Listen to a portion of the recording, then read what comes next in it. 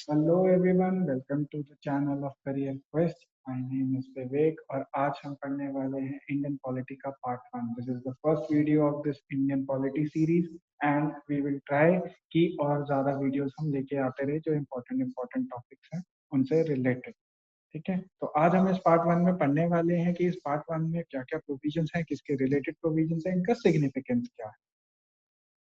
तो अगर मैं पार्ट 1 की बात करूं तो पार्ट 1 में आता क्या है, तो इसकी बैकग्राउंड में अगर हम थोड़ा जाएं तो जून 2020 में क्या हुआ था कि इंडिया में एक सिटीजन थे जिन्होंने सुप्रीम कोर्ट में ये एप्लीकेशन फाइल की कि आप गवर्नमेंट ऑफ इंडिया को जो है ये इंस्ट्रक्शंस पास कीजिए, यानी supreme court government of India को ऐसी इंस्ट्रक्शंस पास करे कि इंडिया का ऑफिशियल नेम जो है उसे भारत किया जाए। तो जहां जहां पे भी वर्ड इंडिया यूज हुआ है, India must be replace with the word Bharat. तो सुप्रीम कोर्ट ने इस एप्लीकेशन का जवाब देते हुए कहा कि ये चीज हमारे हाथ में नहीं है, ये पावर कॉन्स्टिट्यूशन ने हमें ग्रांट नहीं की है। इसके लिए जो है आपको यूनियन ऑफ इंडिया से यानी यूनियन गवर्नमेंट से बात करनी पड़ेगी और वही आपको जो है इस पे क्लियर कट जवाब दे सकते हैं। तो ये सुप्रीम कोर्ट ने ऐसा कहा पार्ट 1 ऑफ द कॉन्स्टिट्यूशन को साइट करते हुए, यानी पार्ट 1 ऑफ द कॉन्स्टिट्यूशन को रेफर करते हुए सुप्रीम कोर्ट ने ऐसा कहा। तो पार्ट 1 में ऐसा क्या आता है, तो पार्ट 1 जो है हमारा कॉन्स्टिट्यूशन का वो डील करता है इंडिया की ज्योग्राफिकल बाउंड्री, उनके नाम, उनके सिस्टम के साथ। और इसमें आते हैं आर्टिकल 1 से लेके आर्टिकल 4 तक। तो अगर मैं कॉन्स्टिट्यूशन की बात करूं तो जैसा आप यहाँ देख सकते हैं कि हमारे कॉन्स्टिट्यूशन को डिफरेंट डिफरेंट पार्ट्स में डिवाइड किया गया है। तो इंडिया का जो कॉन्स्टिट्यूशन है उसमें टोटल नंबर ऑफ पार्ट्स अगर हम देखें तो वो 25 है। लेकिन अगर आप यहाँ पे काउंटिंग देखेंगे तो लास्ट नंबर जो है वो आपको 22 दिखेगा। वो इसलिए क्योंकि ये एक हमारा जो कॉन्स्टिट्यूशन है उसका एक बेसिक स्ट्रक्चर था, तो उसमें चेंजेस एज सच नहीं किए गए, लेकिन हाँ कुछ एक्स्ट्रा जो पार्ट्स ऐड किए गए हैं वो थ्रू अमेंडमेंट्स किए गए हैं। तो जहां जहां पे भी आपको नंबर्स के साथ अल्फाबेट्स देखने को मिलता है तो समझ जाइए कि वो एक अमेंडमेंट के थ्रू, कॉन्स्टिट्यूशन के अमेंडमेंट के थ्रू ये पार्ट्स ऐड किए गए थे। जैसे यहाँ पे अगर आप देख सकते हैं पार्ट 4 के बाद पार्ट 4A आ रहा है। तो फंडामेंटल ड्यूटीज जो थी ये हमारी ऐड की गई through amendment to the constitution. ठीक है, तो पार्ट 1 में क्या क्या है, यूनियन एंड इट्स टेरिटरीज। तो यूनियन क्या है, उसकी टेरिटरीज क्या है, तो चलो अब वो देखते हैं। तो आर्टिकल 1 जो है इंडिया का वो ये कहता है कि India that is Bharat shall be A union of states. ठीक है, तो यहाँ पे बात की गई है हमारे कंट्री की, हमारे कंट्री के नाम की, हमारे कंट्री की पॉलिटी की। तो आर्टिकल 1 हमें क्लियर कट बताता है दो चीजें, the name of the country and the type of polity. Name India या फिर भारत। तो देखो इस नाम पे जब हमारी कॉन्स्टिट्यूंट असेंबली हमारा कॉन्स्टिट्यूशन बना रही थी तो इस बात पे भी काफी डिबेट चली कि इंडिया का नाम इंडिया रखा जाए या भारत रखा जाए। तो आधी कॉन्स्टिट्यूंट असेंबली कह रही थी कि अब हम जो है मॉडर्न टाइम्स में आ चुके हैं, मॉडर्न सिस्टम अपना रहे हैं, मॉडर्न वैल्यूज इनकलकेट कर रहे हैं, तो हमारा नाम इंडिया होना चाहिए। जबकि आधी कॉन्स्टिट्यूंट असेंबली के मेंबर्स ये कह रहे थे कि भले ही आज हम मॉडर्न सिस्टम अपना रहे हैं, मॉडर्न वैल्यूज इनकलकेट कर रहे हैं और मॉडर्न एरा में एंटर कर रहे हैं, बट इसका ये मतलब नहीं है कि हम अपना ट्रेडिशन, अपना कल्चर और अपनी रूट्स को भूल जाए। तो भारत जो है वो हमें अपनी ट्रेडिशन, अपने कल्चर से जोड़ के रखेगा, it will be a connecting link. More over उन्होंने ये भी कहा, या ये भी कहा जाता है कि इंडिया जो है वो सबको अकोमोडेट नहीं कर सकता, क्योंकि इंडिया में जो ज्योग्राफिकल डाइवर्सिटी है, जो कल्चरल डाइवर्सिटी है, जो रिलीजियस डाइवर्सिटी है, जो लिंग्विस्टिक डाइवर्सिटी है, वो भारत उसे अकोमोडेट कर सकता है। इंडिया कहीं ना कहीं जो है एक सबको एक ही फेरे में रख देता है। तो हम उस डाइवर्सिटी को उतना सेलिब्रेट नहीं कर पाते हैं इंडिया के थ्रू जितना हम भारत के थ्रू उस डाइवर्सिटी को सेलिब्रेट कर पाते हैं। ठीक है, तो यहाँ से हमें दो चीजें पता लगती हैं। दूसरी चीज जो हमें यहाँ से पता लगती है वो है टाइप ऑफ पॉलिटिक्स। अब यहाँ पे बात की गई है India is a union of states. तो यूनियन ऑफ स्टेट्स का जो मतलब है वो क्या होता है, तो ये फ्रेज क्यों यूज किया गया यूनियन ऑफ स्टेट। तो देखिए इसमें सीधी सी बात है कि जो हमारे कंट्री में यूनियंस हैं, जो हमारे कंट्री में स्टेट है, वो स्टेट ने मिलके इंडिया की एक यूनियन बनाई है। तो इंडिया की उस यूनियन में क्या आता है, इंडिया की उस यूनियन में आता है territories of the state, union territories, territories that may be acquired by the government of India at any time. इसका क्या मतलब हुआ, तो बेसिकली यूनियन में क्या होता है कि स्टेट्स जो है वो आपस में एक दूसरे के साथ जब कनेक्ट होती हैं तो वो कनेक्ट होती हैं through an consensus, through an agreement. अब उसमें कोई रिटन अग्रीमेंट नहीं होता। जैसे यूनाइटेड स्टेट्स की अगर हम बात करें तो यूनाइटेड स्टेट्स में जो स्टेट्स इकट्ठी हुई और वो यूनाइटेड स्टेट्स बना, तो वहां पे एक अग्रीमेंट हुआ। अग्रीमेंट में जो यूनियन की गवर्नमेंट थी, यानी उनकी जो फेडरेशन की गवर्नमेंट थी और जो उनकी स्टेट्स की गवर्नमेंट थी, दोनों बराबर की पार्टीज थी, उनके बीच में एक अग्रीमेंट हुआ। तो टेक्निकली स्पीकिंग जब किसी दो पार्टीज के बीच में अग्रीमेंट होता है तो क्या होता है कि दोनों पार्टीज के पास इक्वल पावर रहती है, दोनों अपनी अपनी टर्म्स एंड कंडीशंस पे एक अग्रीमेंट तैयार करके उसको साइन करती हैं। तो यहाँ से ये भी चीज निकल के आ सकती है, या ये भी चीज हम इन्फ्रेंस निकाल सकते हैं कि कल को अगर चाहें तो यूनाइटेड स्टेट्स की जो स्टेट्स हैं वो सेपरेट हो सकती हैं, बट यहीं पे हमारा कंट्री डिफरेंट है। हमारे कंट्री में फेडरेशन ऑफ स्टेट्स नहीं यूज किया गया, हमारे कंट्री में यूज किया गया union of states. That means कि जो स्टेट्स एक बार इंडिया का हिस्सा बन गई, वो अपनी मर्जी से जब चाहे तब इंडिया की यूनियन को छोड़ के नहीं जा सकती। ठीक है, तो ये मतलब होता है यूनियन ऑफ स्टेट्स का। तो इसीलिए बोलते हैं कि India is a union of states, कि एक बार जिसने ज्वाइन कर लिया तो वो अपनी मर्जी से छोड़ के नहीं जा सकता। उसमें ऑल्टरेशन करने का हक जो है वो इसी पार्ट ने एक पर्टिकुलर बॉडी को दिया है। वो हम आगे देखेंगे कि आर्टिकल 2 में भी कैसे कौन वो बॉडी है और क्या उसकी पावर्स है। ठीक है, और दूसरी चीज जो यहाँ से निकल के आती है क्लॉज 2 में, वो ये है कि क्लॉज 2 ऑफ आर्टिकल 1 जो है वो शेड्यूल 1 को इंट्रोड्यूस करता है। अब शेड्यूल 1 में क्या क्या आता है? शेड्यूल 1 में आता है स्टेट्स, उनकी टेरिटरी और उनके नाम। तो गवर्नमेंट ऑफ इंडिया जो भी इंडिया में स्टेट्स बनाती है, या यूनियन ऑफ इंडिया जो भी इंडिया में स्टेट्स बनाती है, उनके जो नाम रखती हैं वो सब मेंशन होते हैं हमारे फर्स्ट शेड्यूल में। ठीक है, तो हमें यहाँ और क्लॉज 3 से हमें वही चीजें पता लगती हैं कि इंडिया में आएगा क्या क्या। इंडिया में आएंगी स्टेट्स और उनकी टेरिटरीज, यूनियन टेरिटरीज और ऐसी टेरिटरीज जो आगे एक्वायर करेगी गवर्नमेंट ऑफ इंडिया। यानी आज वो इंडिया का पार्ट नहीं है, लेकिन आगे चल के इंटरनेशनली एक्सेप्टेबल मेथड से, ठीक है, अगर हम कोई एरिया, कोई फॉरेन लैंड एक्वायर करते हैं तो वो जो है कल को यूनियन का पार्ट बनेंगी और उसका नाम भी हम शेड्यूल 1 में एंटर करेंगे। तो आर्टिकल 1 जो है वो इंडिया के साथ साथ शेड्यूल 1 का भी इंट्रोडक्शन देता है। तो तो आगे चल के अब अगर शेड्यूल 1 की भी हम बैकग्राउंड, आर्टिकल 1 की भी अगर हम बैकग्राउंड में जाएं, तो जब 26 जनवरी 1950 में हमारा कॉन्स्टिट्यूशन बन के आया, तो फर्स्ट शेड्यूल में होती थी 4 कैटेगरीज ऑफ स्टेट। अब ये कौन सी 4 कैटेगरीज थी? तो इसमें पार्ट ए स्टेट्स होती थी, पार्ट बी स्टेट्स होती थी, पार्ट सी स्टेट्स होती थी और पार्ट डी स्टेट्स होती थी। पार्ट ए में जो स्टेट्स आती थी वो कौन सी आती थी? जिसमें जो ब्रिटिश इंडिया का पार्ट थी, यानी जहां पे ब्रिटिशर्स का डायरेक्ट रूल था। पार्ट बी में वो प्रिंसली स्टेट्स आती थी जिनके पास होता था अपना एक लेजिस्लेचर। ठीक है, वो थी तो वो प्रिंसली स्टेट्स, बट उनका खुद का एक प्रोविंशियल लेजिस्लेचर होता था। और पार्ट सी में आती थी chief commissioner provinces and other princely states, कुछ वो एरिया जहां पे ब्रिटिशर्स ने एक चीफ कमिश्नर अपॉइंट किया हुआ था और चीफ कमिश्नर के थ्रू वहां पे ब्रिटिशर्स का राज चलता था। और दूसरी वो स्टेट्स जो थी तो प्रिंसली स्टेट्स, बट उनका अपना लेजिस्लेचर नहीं था। और पार्ट डी में जो सिर्फ और सिर्फ एक टेरिटरी आती थी वो थी अंडमान एंड निकोबार की। तो आगे चल के जब 7th अमेंडमेंट हमारे कॉन्स्टिट्यूशन में होती है, तो 7th अमेंडमेंट से ये सिस्टम जो है खत्म कर दिया जाता है। तो इसी 7th अमेंडमेंट के थ्रू 1956 में सिर्फ 2 कैटेगरीज ऑफ स्टेट्स जो है वो रह जाती हैं, एक स्टेट्स और दूसरी यूनियन टेरिटरीज। तो इसके बाद जो है आप देखते हैं कि लिंग्विस्टिक बेसिस पे कैसे स्टेट्स को रीऑर्गेनाइज करना स्टार्ट कर देते हैं। Andhra Pradesh was the first linguistic state जो 1953 में बन गई थी। 1953 में आंध्रा बनने के बाद ही जो है डिफरेंट डिफरेंट प्रोटेस्ट हुए डिफरेंट डिफरेंट एरियाज में, और उसी के बाद हम देखते हैं कि 1956 में जो स्टेट्स रीऑर्गेनाइजेशन कमीशन के थ्रू जो स्टेट्स रीऑर्गेनाइजेशन एक्ट पास हुआ था, उसके बाद नंबर ऑफ डिफरेंट स्टेट्स निकल के आती हैं। ठीक है, तो आर्टिकल 1 में अगर आपने और नोटिस किया होगा तो यहाँ पे 2 फ्रेजेस यूज किए गए हैं। एक फ्रेज है यूनियन ऑफ स्टेट्स और दूसरा है टेरिटरी ऑफ इंडिया। ठीक है, sorry, union of India and territory of India. अब ये दोनों में फर्क क्या है? बात देखने को तो लगता है कि दोनों सेम है। तो पहले अगर मैं आपको जैसे बता के हटाऊं कि यूनियन ऑफ इंडिया क्या चीज है। यूनियन ऑफ इंडिया है जिसमें स्टेट्स आएंगी और हमारी यूनियन टेरिटरीज आएंगी। ठीक है, लेकिन टेरिटरी ऑफ इंडिया में अगर वो भी जोड़ दें जो आर्टिकल 1 हमें पहले ही बता चुका है कि वो फॉरेन टेरिटरी जो कल को गवर्नमेंट ऑफ इंडिया एक्वायर करती है, तो वो टेरिटरी ऑफ इंडिया में आ जाएगी। आज नहीं है, इसका एक छोटा सा एग्जांपल जैसे मैं आपको देना चाहूँ तो मैं आपको दादर एंड नागर हवेली की भी दे सकता हूँ, गोवा की भी दे सकता हूँ, आपको पुडुचेरी की दे सकता हूँ या सिक्किम की दे सकता हूँ।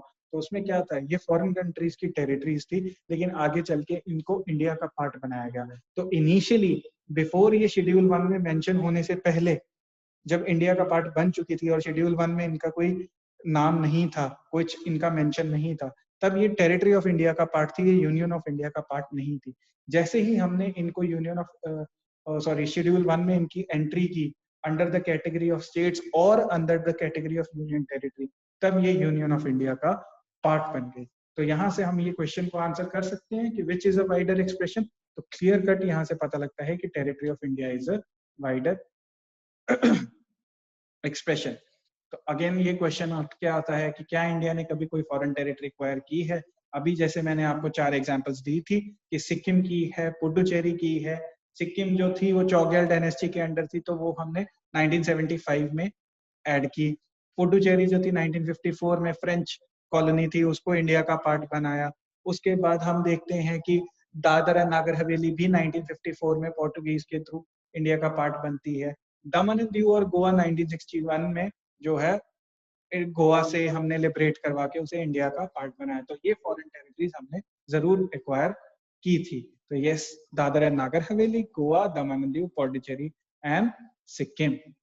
आगे चलते हैं आर्टिकल 2 में। तो आर्टिकल 2 जो है यहाँ पे पार्लियामेंट की पावर्स को इंट्रोड्यूस करता है। तो ये कहता है दो चीजें कि पार्लियामेंट के पास पावर है कि वो बाय लॉ, ठीक है, बाय लॉ यानी अपनी मर्जी से नहीं, एक लॉ पास करके प्रॉपर प्रोसीजर से जाके किसी भी स्टेट को यूनियन में एडमिट कर सकती है या ऑल टुगेदर एक नया स्टेट बना सकती है। ठीक है, तो article 2 grants the power to the parliament to admit into Indian Union a new state or to establish a new state। तो यहां से हमें पता लगता है आर्टिकल 2 के बारे में। तो आर्टिकल 2A इसी चीज की ही एक कॉरोलरी थी कि आर्टिकल 2A को इंसर्ट किया गया through 35th amendment of the Indian constitution. 35th amendment of Indian constitution से हमने आर्टिकल 2A जब इंसर्ट किया तो उसको उस टाइम हमने सिक्किम को एक एसोसिएट स्टेट का स्टेटस दिया था। तो यहाँ पे पार्लियामेंट ने दिया है, ये गवर्नमेंट ऑफ इंडिया के पास ये पावर नहीं है, अकेले प्रेसिडेंट साहब के पास ये पावर नहीं है, हमारी जुडिशरी के पास ये पावर नहीं है। ये पावर सिर्फ और सिर्फ पार्लियामेंट के पास है, ना ही किसी स्टेट गवर्नमेंट के पास, ना ही किसी स्टेट लेजिस्लेचर के पास। तो ये पावर हमारी पार्लियामेंट के पास है कि ऐसा कुछ वो कर सकती है। ठीक है, तो जैसे अभी मैंने आपको बताया कि सिक्किम को हमने फुल फ्लेज स्टेट बनाया 36th अमेंडमेंट से, और 35th अमेंडमेंट से हमने उसे दिया था एसोसिएट स्टेट का दर्जा। अब बात करते हैं आर्टिकल 3 की। तो आर्टिकल 3 बोलता है कि वो भी पार्लियामेंट की एक पावर इंट्रोड्यूस करता है। वो कहता है कि पार्लियामेंट के पास ये पावर है कि वो नई स्टेट्स बना सकती है, स्टेट्स का एरिया चेंज कर सकती है, स्टेट्स का नेम चेंज कर सकती है, दो स्टेट्स को या दो से ज्यादा स्टेट्स को कंबाइन करके एक स्टेट बना सकती है। ठीक है, एक स्टेट को बाइफरकेट करके दो स्टेट्स या दो से ज्यादा स्टेट्स बना सकती है।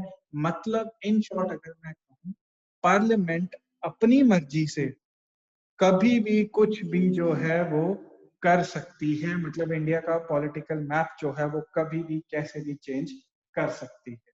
ठीक है, इसीलिए तो कहा जाता है कि India is an indestructible union of destructible states. ठीक है, इनडिस्ट्रक्टेबल मींस इंडिया को एज अ यूनियन आप इंडिया को नहीं छेड़ सकते, लेकिन स्टेट्स जो हैं उनके साथ पार्लियामेंट कभी भी छेड़छाड़ कर सकती है। तो बोला जाए कि इंडिया की बॉर्डर्स कभी नहीं चेंज कर सकते, लेकिन स्टेट्स की बाउंड्रीज कभी भी चेंज की जा सकती है पार्लियामेंट के द्वारा। जबकि अगर हम यूएसए के साथ दोबारा एक बार फिर से कंपैरिजन करें, तो जैसे मैंने आपको बताया कि वहां पे स्टेट्स जो हैं वो इक्वल पार्टी हैं, वहां पे स्टेट्स के पास ये हक है और ये बराबर की पावर्स हैं कि वो यूनियन के साथ एट पार चल सके। तो हर स्टेट का अपना एक कॉन्स्टिट्यूशन है। इसीलिए यूएस में यानी उनकी सेंटर की जो गवर्नमेंट है, उनकी जो फेडरल गवर्नमेंट है, वो अपनी मर्जी से कभी भी किसी स्टेट की बाउंड्री नहीं चेंज कर सकती, दो स्टेट्स को मर्ज नहीं कर सकती, स्टेट का नाम नहीं चेंज कर सकती। Hence USA is described as indestructible union of indestructible states. ठीक है, आई होप आपको इतना क्लियर हो गया होगा। तो अब इसकी एग्जाम्पल हमें कैसे देखने को मिलते हैं कि 2014 में पार्लियामेंट ने अपनी आर्टिकल 3 के अंडर पावर यूज करते हुए क्या किया, आंध्र प्रदेश को बाइफरकेट करके 2 स्टेट्स में डिवाइड कर दिया। एक स्टेट बनी आंध्र प्रदेश और दूसरी बनी तेलंगाना। ठीक है, और उसकी और भी लेटेस्ट एग्जांपल हम देखने को मिली जब Jammu and Kashmir reorganisation act 5 अगस्त 2019 को पास हुआ और union territory of Jammu and Kashmir with legislature and union territory of Ladakh without legislature create की गई। ये पावर सिर्फ और सिर्फ पार्लियामेंट के पास ही है। ये जे&के की असेंबली खुद भी नहीं कर सकती थी, ये बाकी सारी स्टेट्स की असेंबलीज मिलके भी नहीं कर सकती थी। ये काम सिर्फ और सिर्फ पार्लियामेंट ही कर सकती थी और पार्लियामेंट ने ये कर दिया। ठीक है जी, तो अब यहाँ पे क्वेश्चन उठता है कि आर्टिकल 2 में भी तो नई स्टेट्स की बात की गई थी कि यूनियन में एडमिट कर लो या नई क्रिएट कर दो, और आर्टिकल 3 में भी फॉर्मेशन ऑफ स्टेट्स की बात की गई थी। तो बेसिकली इतना याद रखना कि आर्टिकल 2 उन स्टेट्स की या उन एरियाज की बात करता है जो इंडिया का पार्ट नहीं थे लेकिन आगे चल के इंडिया का पार्ट बनते हैं। बट आर्टिकल 3 उनकी बात करता है जो इंडिया का पार्ट हैं। यानी सिंपल वर्ड्स में अगर मैं कहूँ कि आर्टिकल 2 बात करता है इंडिया के बॉर्डर चेंज करने की, कि इंडिया का बॉर्डर अब कहां से कहां तक होगा। आर्टिकल 3 बात करता है कि इंडिया का जो इंटरनल स्ट्रक्चर है, एक स्टेट है, आज जैसे हमारे पास इनिशियली 14 स्टेट्स थी, 14 से हमने 29 गए, 29 से फिर 28 आए हैं, वो चेंजेस आर्टिकल 3 के अंडर होते हैं। तो article 3 deals with internal changes, article 2 deals with external changes. I hope इतना आपको यहाँ तक क्लियर होगा। लेकिन फर्क एक और भी है, आर्टिकल 2 के अंडर अगर कोई चेंज करना है तो प्रेसिडेंट की प्रायर परमिशन लेनी जरूरी नहीं है। लेकिन अगर आपने आर्टिकल 3 के अंडर कोई चेंज करना है तो प्रेसिडेंट की परमिशन, वो भी बिल इंट्रोड्यूस पार्लियामेंट में करने से पहले लेनी जरूरी है। और प्रेसिडेंट साहब जो हैं हमारे इंडिया के, वो क्या करेंगे कि जिस भी स्टेट के साथ ऑल्टरेशन की जा रही है, चाहे उसके नाम में की जा रही है, चाहे उसकी बाउंड्रीज में की जा रही है, चाहे उसकी बाइफरकेशन की जा रही है, उस स्टेट की कंसर्न्ड लेजिस्लेचर को वो ये बात इंटिमिडेट करेंगे, वो उनको बता देंगे कि ऐसा होने वाला है, और एक फिक्स टाइम में जो है उस स्टेट की कंसर्न्ड लेजिस्लेचर ने प्रेसिडेंट साहब को जवाब देना है। तो वो जो भी जवाब देंगे, स्टेट लेजिस्लेचर प्रेसिडेंट साहब को जो भी जवाब देंगे, प्रेसिडेंट साहब की वो मजबूरी नहीं है, वो जवाब प्रेसिडेंट साहब अपनी मर्जी से ही काम करेंगे। बेसिकली इसमें ये एक फॉर्मेलिटी के रूप में यहाँ रखी गई है कि प्रेसिडेंट साहब को सिर्फ एक फॉर्मेलिटी पूरी करनी है कि आप स्टेट को बता दो। अब स्टेट उससे अग्री करे या ना करे, उससे प्रेसिडेंट साहब पे कोई इफेक्ट नहीं पड़ने वाला। ठीक है, क्लियर हुआ इतना? तो आर्टिकल 2 के अंडर प्रेसिडेंट साहब से ऐसी कोई परमिशन लेने की जरूरत नहीं है। और आर्टिकल 4 एंड में बात करता है कि आप ऐसा कोई भी चेंज जो करते हो, आर्टिकल 2 के अंडर करो या आर्टिकल 3 के अंडर, तो उससे होगा क्या, हमें पता कैसे चलेगा। अब गोवा है, वो आर्टिकल 2 के अंडर इंडिया का पार्ट बना, तेलंगाना है, वो आर्टिकल 3 के अंडर चेंज हुआ। तो आज हम उसे रिकॉग्नाइज कैसे कर रहे हैं, वो गवर्नमेंट उसको एक जो है ना स्थायी रूप कैसे मिला, वो स्थायी रूप मिला जैसे मैंने स्टार्टिंग में ही आपको बताया था कि कुछ भी होगा वो नाम कहाँ मिलेगा हमें, फर्स्ट शेड्यूल में। तो अगर गोवा इंडिया में एक फुल फ्लेज स्टेट बनी तो उसका नाम फर्स्ट शेड्यूल में गोवा स्टेट का नाम लिखा गया। सिक्किम अगर एक फुल फ्लेज स्टेट बनी तो सिक्किम का नाम जो है वो फर्स्ट शेड्यूल में लिखा गया। और फिर बाकी जो उनसे रिलेटेड प्रोविजन थी, उनकी बाउंड्री से रिलेटेड, उनके नाम से रिलेटेड, वो भी फर्स्ट शेड्यूल में मेंशन की गई। तो यानी आपने चाहे आर्टिकल 2 के अंडर चेंज किया या आर्टिकल 3 के अंडर कोई चेंज किया किया तो अल्टीमेटली आपने शेड्यूल 1 में चेंज, और शेड्यूल 1 जो है कॉन्स्टिट्यूशन का हिस्सा है, तो यानी आपने कॉन्स्टिट्यूशन को चेंज किया है। तो आर्टिकल 4 क्लियर कट ये बात पहले ही स्पेसिफाई कर देता है कि अगर आप शेड्यूल आर्टिकल 2 या आर्टिकल 3 के अंडर कोई भी चेंज कर रहे हो, किसी भी तरीके का चेंज कर रहे हो, तो उसे कॉन्स्टिट्यूशनल अमेंडमेंट ना ट्रीट किया जाए। क्योंकि कॉन्स्टिट्यूशनल अमेंडमेंट करने के लिए article 368 of Indian constitution clear cut एक प्रोसीजर डिफाइन करता है कि आपको स्पेशल मेजोरिटी चाहिए होती है, यानी 2/3 मेजोरिटी, 66% ऑफ द वोट चाहिए होती है। तो आर्टिकल 4 ये अलाउ करता है कि आप उसे कॉन्स्टिट्यूशन अमेंडमेंट ना मानते हुए एक ऑर्डिनरी बिल मान के 50% प्लस 1 से आप उसे पास करवा सकते हैं पार्लियामेंट से। ये सिंपली आर्टिकल 4 कहता है। तो ठीक है जी। तो फिर शेड्यूल 1 ऑफ द कॉन्स्टिट्यूशन हर बार जब चेंज हुआ है, तो गोवा के बारे में हुआ, पौंडीचेरी के बारे में हुआ, हमेशा हुआ, मैंने आपको बताया। तो सिक्किम के बारे में इतना खास क्यों है, तो हमें वहां पे कॉन्स्टिट्यूशनल अमेंडमेंट क्यों करनी पड़ी जब आर्टिकल 4 ऑटोमेटिकली बोल ही रहा है कि आपको कॉन्स्टिट्यूशनल अमेंडमेंट करने की जरूरत नहीं है। तो वो इसलिए करनी पड़ी कि हुआ क्या था 1974 में, जब सिक्किम के लोगों ने ये प्रोटेस्ट किया कि हमें इंडिया का हिस्सा बनना है, कि हम जो है चाहते हैं कि हमारा जो ये रूलर है, चौग्याल डायनेस्टी जो यहाँ पे रूल कर रही है, हमें इनके अंडर नहीं रहना है, हमें इंडिया की डेमोक्रेटिक प्रोसेस का पार्ट बनना है। तब वहां पे चौग्याल जो थे उनके रूलर, उनके साथ एक अग्रीमेंट साइन हुआ और उसके तहत कॉन्स्टिट्यूशन में 35th अमेंडमेंट की गई। 35th अमेंडमेंट करने के बाद सिक्किम को एक एसोसिएट स्टेट बनाया गया। एसोसिएट स्टेट बनाने के बाद एडमिनिस्ट्रेशन जो थी सिक्किम की, सारी एडमिनिस्ट्रेशन वो चौग्याल के पास ही रही, लेकिन सिक्किम के कम्युनिकेशन, सिक्किम के डिफेंस और सिक्किम के फॉरेन रिलेशन की जिम्मेदारी इंडिया की गवर्नमेंट की हो गई। तो सिक्किम जो था अब इंडियन यूनियन का फुल फ्लेज हिस्सा नहीं था, एक पार्शियल हिस्सा था। इसीलिए जो ये नई टर्म थी एसोसिएट स्टेट की, ये इंट्रोड्यूस की गई। इसीलिए कॉन्स्टिट्यूशनल अमेंडमेंट करना था, क्योंकि हमारे कॉन्स्टिट्यूशन में कहीं पे भी एसोसिएट स्टेट का तो कोई स्टेटस अवेलेबल था ही नहीं। फिर आगे चल के 75 में जब प्रोटेस्ट और तेज हुए, उन्होंने कहा कि ऑल्दो हम इंडिया का एक पार्शियल हिस्सा बन गए हैं, लेकिन हम इंडियन सिटीजन होने का फुल फ्लेज फायदा नहीं उठा पा रहे हैं।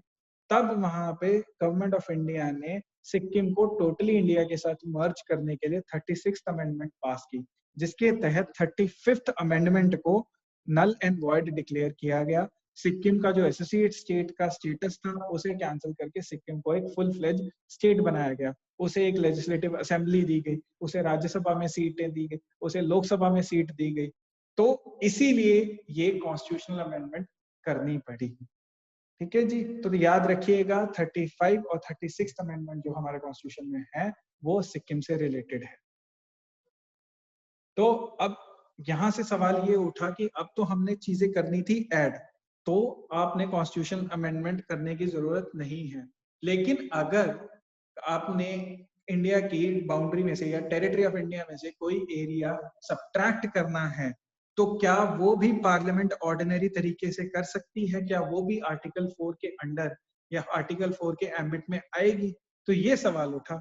अब ये सवाल उठा और इसका जवाब दिया सुप्रीम कोर्ट ने। कब? सुप्रीम कोर्ट ने इसका जवाब दिया रे बेरूबारी यूनियन केस ऑफ 1960। तो इसमें क्या हुआ था कि बेरूबारी यूनियन नाम का एक जगह थी, वो गवर्नमेंट ऑफ इंडिया जो है किसको दे रही थी? ईस्ट पाकिस्तान को दे रही थी। तो उस टाइम पे फिर इसे चैलेंज किया गया। तो सुप्रीम कोर्ट ने कहा कि जब तक बात है टेरिटरी ऑफ इंडिया में चीजें ऐड करने की, तो आपको आर्टिकल 4 के अंदर कोई भी कॉन्स्टिट्यूशनल अमेंडमेंट करने की जरूरत नहीं है। लेकिन अगर आप इंडिया की, प्रेजेंट इंडिया की, यूनियन ऑफ इंडिया की कोई भी टेरिटरी आप किसी फॉरेन पावर को दे रहे हो, यानी इंडिया की बाउंड्रीज में से कोई भी, बॉर्डर्स में से कोई एरिया सब्ट्रैक्ट कर रहे हो, तो आपको कॉन्स्टिट्यूशन अमेंडमेंट करनी जरूरी है। और इसीलिए जो है आगे चल के हमने 100th कॉन्स्टिट्यूशनल अमेंडमेंट की 2015 में, जब हमने बांग्लादेश के साथ एक लैंड बाउंड्री अग्रीमेंट साइन किया। इस लैंड बाउंड्री अग्रीमेंट में क्या था कि हमारे कंट्री में कुछ एनक्लेव्स थे बांग्लादेश के, बांग्लादेश में कुछ एनक्लेव्स थे हमारे कंट्री के। तो था क्या कि अब country with in a country का प्रॉब्लम आ गई थी। और more than that 6.1 kilometres of border जो था इंडिया और बांग्लादेश के बीच में, वो मार्क नहीं था।